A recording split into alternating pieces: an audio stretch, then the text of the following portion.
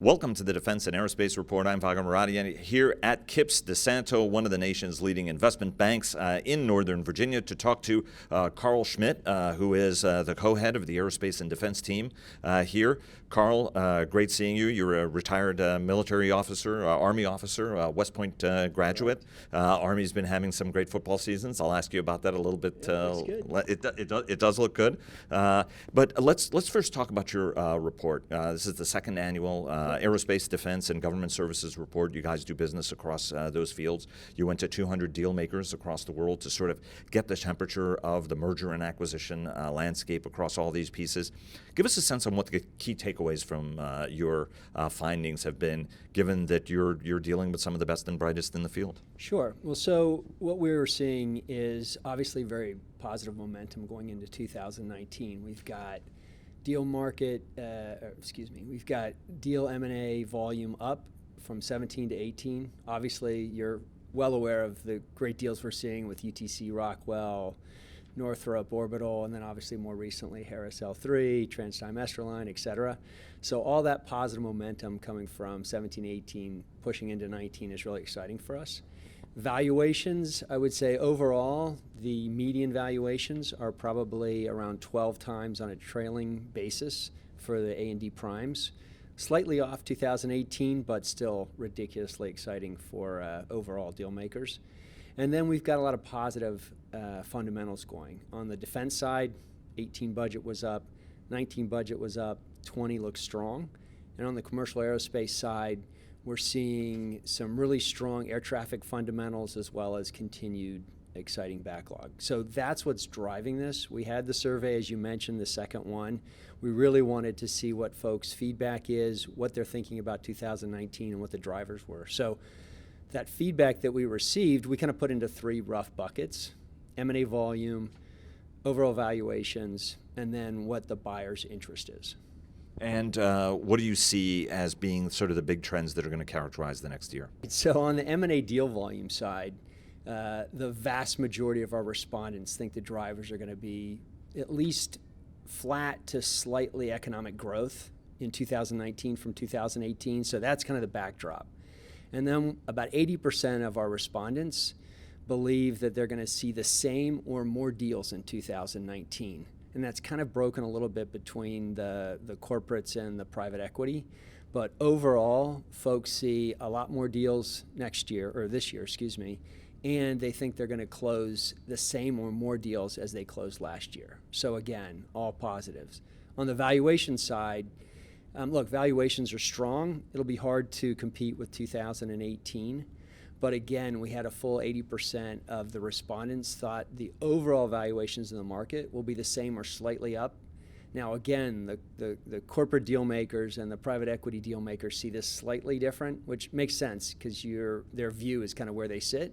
On the corporate side, overwhelmingly, they think that valuations are going to be the same or slightly up, whereas on the private equity side, they think they're going to be the same or slightly down.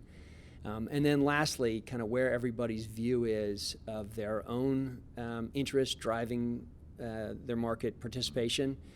We're seeing on the defense side, obviously defense electronics. I mean, that's the driver, right? Everybody wants to be in C4, C5 ISR. You don't have a ton of new platforms coming online, but you have across the board upgrades. So that's an obvious driver. On the commercial aerospace side, overwhelmingly, the priority seems to be proprietary engineered components, and that's where we're seeing the most deals. Are economic jitters playing into this? Because, I mean, there is this concern that 19 is going to be an economically down year. We ended 18 with a little bit of concern, and you talk to the bulls who are like, look, everything's going to be fine, especially now that the Fed, is not going to be raising interest rates quite as aggressively. But there are still some folks who are like, look, this is the longest economic run, right? Well, very much of a baseball mentality. The guy's been a great hitter. They could beat a DiMaggio streak, but they probably won't. What's the sense folks are giving you about where they think those economic needles will be that will have implications, whether it's for defense spending or any place else in the government sector? Sure. Well, so obviously 2018 was exciting. We think a lot of that has pushed into 2019. 2020 is another subject, right? When we've got the elections coming up, However, interestingly, for the midterm elections, overwhelmingly, deal makers said that had zero impact. What was driving them was either their customer increasing budgets on the commercial side or increases in defense. So all that said, we think 19 is going to continue to be strong. 2020 is another question. We're not quite looking that far out there, but our firm backlog is at record highs. We're seeing a record number of deals out there. In fact, as we're in the market right now with a lot of deals, the buyers are telling us they need more time. You know, they've got their fixed number on their M&A teams, and the number of deals that they're seeing is extremely tough for them to get through. So it's unambiguous that 2019, I think, is going to be a really strong year. 2020, we're not quite there yet. Well, that's why we'll tune into next year's study, which will be as action-packed as this was. Do you think a little bit of a discussion on M&A policy, right? I mean, everybody's trying to divine where, obviously we've seen on the Sprint Vodafone deal a little bit of concern. Democratic members have been voicing concerns about that. We always look at. The government always says each deal is taken on its merits, but there are also concerns at what point will, everybody thought Lockheed Northrop was doable, but that became the deal that couldn't be done. I don't think anybody's raising flags like that on Harris L3. But from a regulatory, from a market dynamic, from a trend standpoint, we've seen a little bit of vertical integration, but we've also seen, devolving companies and breaking them apart as well. Talk to us a little bit about some of those kind of broader macro trends we're seeing, whether it's on the vertical integration side or whether it's on the government sort of regulatory behavior side or regulatory mood side of things. Sure. Well, on the regulatory mood side, I think CFIUS is probably the biggest thing that we're dealing with. Remember, we're in the middle market, so we're not looking at the Harris L3 deal in the sense that we're going to be banking that. However, there's going to be a lot of divestitures coming out of all these deals, whether it's UTC Rockwell, Harris L3, certainly TransDigm Esterline. We're going to see some divestitures. However, what we're seeing on the CFIUS side, and when we're out in the market, and we of course are going to both the strong foreign buyers as well as the U.S. buyers, is that time frame to get a CFIUS deal across the line has extended, certainly in the last year. And so sellers really have to think twice if the value's there for them to wait for 60, 90 days to get a deal done on the regulatory side. I think as far as the trends are going, again, I kind of touched on the trends of what people are looking to do, and it's really add scale to specifically customers or products. So there is some portfolio shaping, but we're also seeing it on the larger side too. We've got as many divestitures that we're working on now that we've ever worked on, and quite honestly, almost all of those are just simply portfolio shaping. Folks that want to get out of certain markets, deem not core. And then those sorts of assets are very interesting to other strategics, maybe smaller strategics, as well as the private equity groups.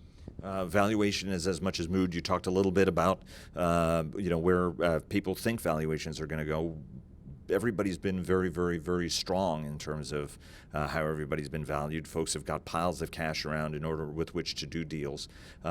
Is there an expectation that we're going to see these kind of valuations continue the way that we've been seeing them? Folks have said, they'll come down, but these companies are running high. The buybacks are still continuing. Those haven't petered out either.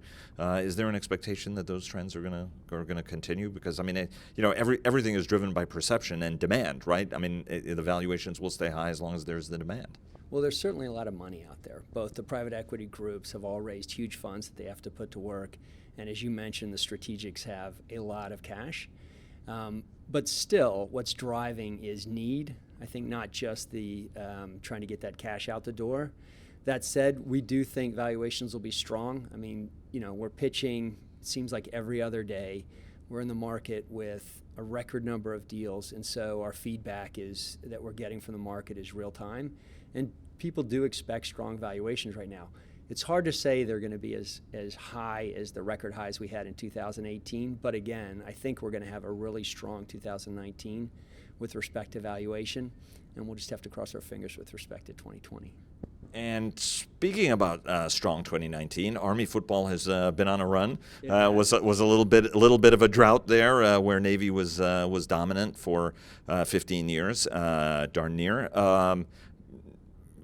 are you feeling it again in 19? I mean, I know that the big game was just 2 months ago, but Sure. And the Air Force, of course, rides high on all of this, saying like, yeah, well, but Army had a great season over Air Force as well. So how do you think 19 is going to look? I think we're going to win again. We're going to beat Navy. Look, we had a historic drought. However, last year, hate to use the term again, was historic. I mean, we had a ridiculous team. They did fantastic. It's just great to see the Army guys. I mean, quite honestly, we had Navy guys coming up to me the last few years before we started this mini win streak, actually looking for an Army win to make things a little bit more fair. I think we're back. We're strong, and at least it's a more interesting competition now. It's always good when it goes back and forth because you don't want. I mean, there were Army majors who'd not seen Army win, right? And that was just awful, and it's bad for the competition. And then you occasionally being having somebody who enjoys going to the games, you wanted to tell the Navy guys, can you start cheering at some point here? Because the cadets are doing a really great job of being into it and supporting the team. Terrific team, Kevin. Absolute pleasure talking to you. Karl, absolute pleasure talking to you. I'm sorry, we talked to Kevin last year, and best of luck this year. It's going to be a very busy year. Look forward to the next year's study, and may the better team win in December. Thank you very much. It's my pleasure.